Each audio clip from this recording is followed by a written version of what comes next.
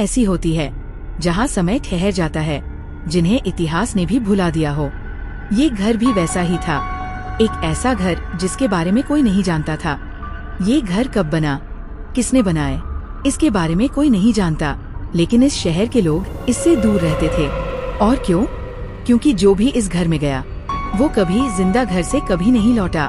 राहुल, जो कि इस शहर में नया था और उसका पोस्टिंग उस घर के बगल वाले अपार्टमेंट में हुआ था, वह एक दिन उस घर में जाने का सोचता है और डिसाइड करता है आज रात वह उस घर में जाएगा और उस घर में छिपा राज को जानेगा।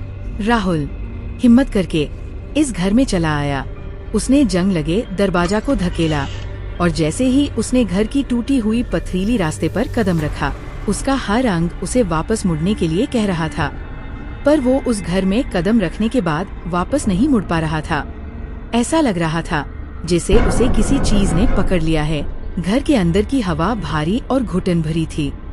सड़ी हुई लकड़ी और नमी की गंध हर ओर फैली थी। जब राहुल अपना कदम फर्श पर रखा तो फर्श की लकड़ियां चरमरा उठी। उसके चारों ओर की रखे चीजों का परछाइयां हिल रही थी। राहुल ने देखा कुछ विकृत परछाइयां दीवारों पर रेंगती हुई उसके करीब आ रही थी और इन परछाइयों से अजीब सी आवाजें आना शुरू हो गईं, जिनसे राहुल की शरीर में एक डर का सिहरन फैल गया। दीवार में एक धूल भरा आईना टंगा था। जब राहुल ने उसे साफ किया तो आईने में उसकी परछाई के साथ उसके पीछे एक आकृति खड़ी थी, लंबी, पतली, और उसकी आंखें हल्की रोशनी में चमक रही थी। राहुल डरते हुए पीछे मुड़ा। राहुल का दिल तेजी से धड़क रहा था, पर कमरे में कोई नहीं था। फिर भी आईने में वो आकृति अब भी थी।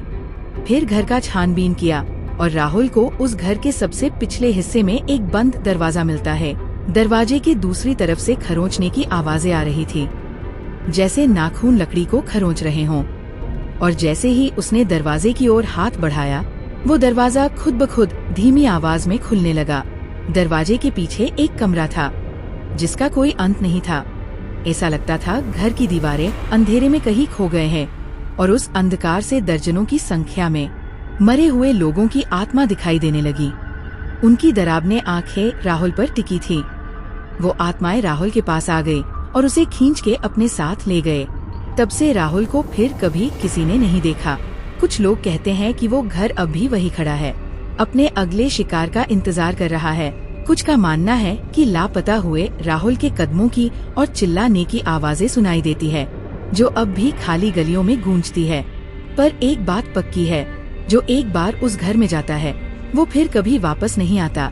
If you enjoyed this horror stories, make sure to hit that subscribe button and don't forget to turn on the notification bell. Thank you for